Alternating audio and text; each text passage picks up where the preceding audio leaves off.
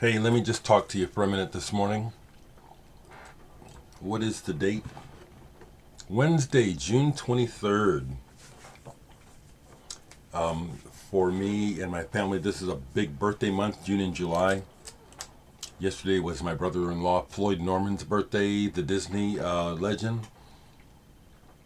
My brother Patrick was last Saturday. Next Sunday is my oldest sister. And then that Friday is my younger sister's birthday, and then the following week is mine. So, that's what's going on over here. As well as just trying to enjoy life, and these days, I'm not joining the frenzy that I see going on to get back to normal. I am getting out and about, doing things, but observing that things are far from normal. I generally do spend a fair amount of time at home quite comfortably. And music and art keeps me busy. What have I been listening to? Because I think that's the primary thing you want to know. I played this yesterday. No Plan by David Bowie, with Lazarus off of his last album. This was tough. This is kind of creepy to listen to. Okay, let me put it like that, because the thing that I noticed while listening, because lyrics come through, but it's not my primary focus. And then when lyrics do happen for me, they happen. And David is singing most of this album, these songs, from the point of view that I'm already dead, and I'm singing to you from the other side. Listen to No Plan and tell me if you don't pick up on that. It's kind of eerie. I mean, I don't imagine he's the only person that's done it, but he's the first person that I can think of who knew he was terminally ill, about to die, and writes songs from the point of view that I'm already dead, and I'm talking to you from the other side. It's kind of heavy. It's good, but it was like creepy is the word, because I was thinking about it. It's like we don't know what happens after we die physically. We have these ideas, but we don't know. One of my thoughts is like, science seems to understand that energy doesn't dissipate, so it almost seems like when your spirit leaves the body, that after a while it's almost like what was you, in essence, evaporates back into the cosmos or something. I don't know. Bought a couple records, but I'll go through this pile like the last time of what's sitting here. I'm working on some stuff, but I'll show these records, okay? Macula Transfer by Edgar Froese. However you say his name, from Tangerine Dream. Not one that gets talked about much by his fans, but I really like this. Some very nice guitar work on this. Very nice. Complete change of perspective. Culture, Harder Than the Rest. Joseph Hill. So glad I got to see Culture before Joseph Hill died. This is just like food for the soul. Good reggae music to me is it's fortifying. It's like eating oatmeal or something. French band, Carpe Diem, Seize the Day, Sous le Jour. I've had this. This came out in 1977, and I found it probably in the 80s. I'm so glad I didn't get rid of it. This has aged. It sounds even better than it ever did, actually. Progressive, but slightly jazzy and really melodic. You know, in Prague circles and in the history of Prague music, there are records that get talked about, and this isn't one of them. I'm saying it's because these people who think they know about Prague haven't heard it. This is fantastic. Carpe Diem. Fun listen, upbeat energy, and then also psychedelic with spacey shit going on too. La Dusseldorf, Viva, Dinger Brothers.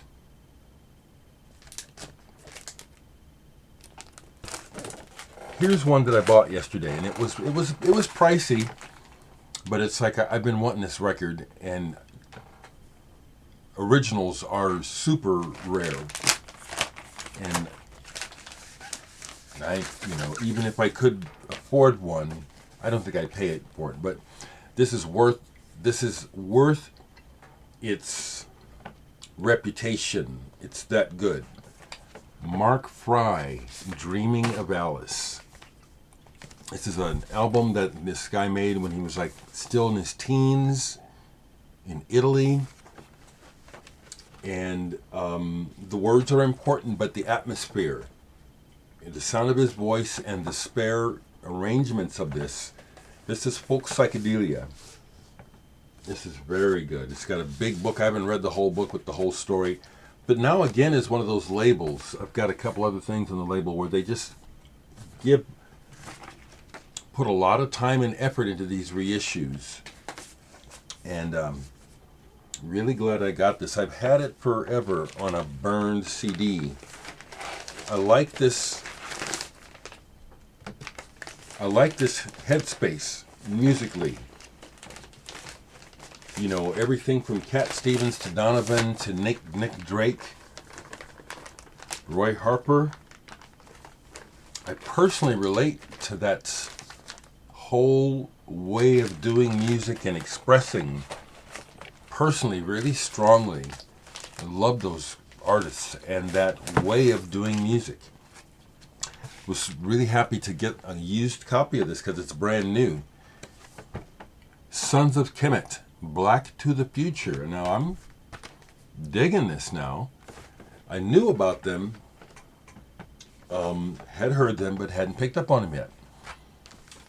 Glad I grabbed this. This is pretty excellent, and it is Black thought focused, and it's a good thing. I love the use of the tuba on here for bass rather than a bass guitar. And the way this is recorded too, it's got a really warm kind of old sound. Really good. Yesterday was the 50th anniversary of the release of this album, Blue, Joni Mitchell. This is an original copy. I guess now these are collectible.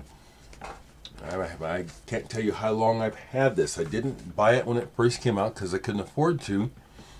I dug Joni Mitchell at the time. At least one friend of mine had the album. Now everybody's raving about it, but I remember that this album got dissed when it first came out. You know, critics and their bullshit. You know, now everyone's acting like they knew all along.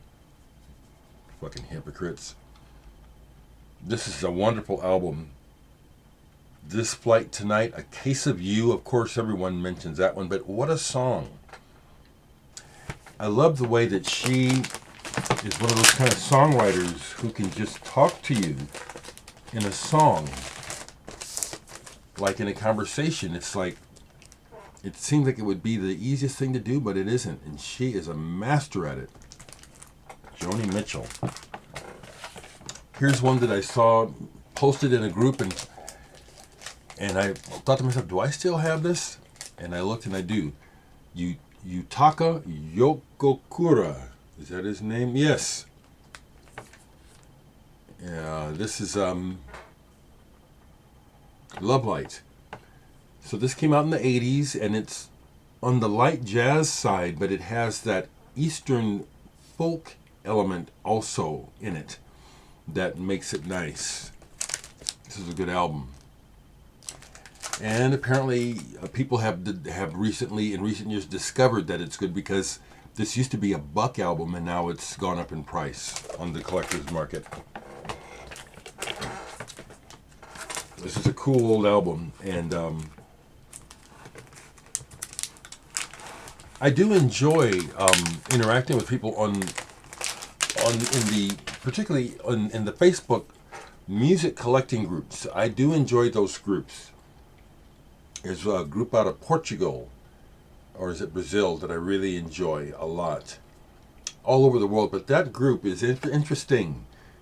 I'll try to share my thoughts later. But Ossiach Live, this came out in like about 1971 or 72. 3 record set of a live event that happened in Germany. Jazz, free jazz, modern rock. I mean, the original Weather Report live on here, early Tangerine Dream on here, Anima Sound with Paul de Fuchs, the Dave Pike set on here is excellent. John's Sermon with Barry Phillips. This is fantastic. And you can still find a copy. I don't think these are real hard to get. I'll put it away later. Looking back on some of the work that I've done, I hadn't played this in a while, so I pulled it and I posted it.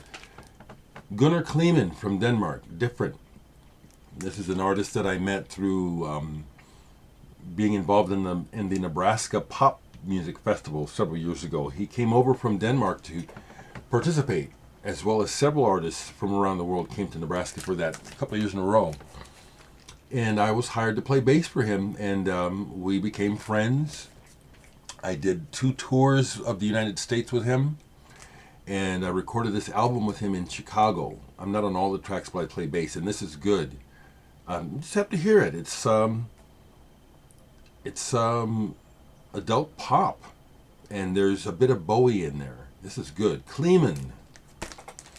When I posted it, I didn't say anything about being on the record, because sometimes not sometimes, the way that you frame things affects people's thoughts. So by not saying anything about me being on this, I got more people to listen to it and give some honest feedback. And the honest feedback is, oh, this is pretty good. And one guy said, I'm from Denmark. I never heard of the guy. And he's Danish? Yeah. The Shamen, a band that went through changes, and Will, the bass player, died in a tragic accident while making it strange. But this is after they went techno, Hempton Manor. They were psychedelic at first, and then they got raved up with E. And this is mostly, beats, dance, but there's this element that they put in it that's still kind of psychedelic that I like. Old Pink Floyd, more. Yeah, it's a soundtrack, and so there's a lot of it that's kind of boring, but the songs that really come together, the first one, Cirrus Minor, and then Nile's Song, and Cymbeline, those are great songs. Green is the Color. Actually, it's a very good Pink Floyd album, actually. On Father's Day, I shared some stuff online. If you follow me, you saw that about my dad. And I got to playing this. This is one of his favorite albums, Ballads by John Coltrane.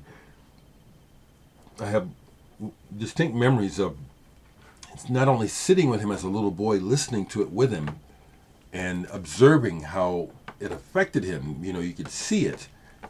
It really touched him.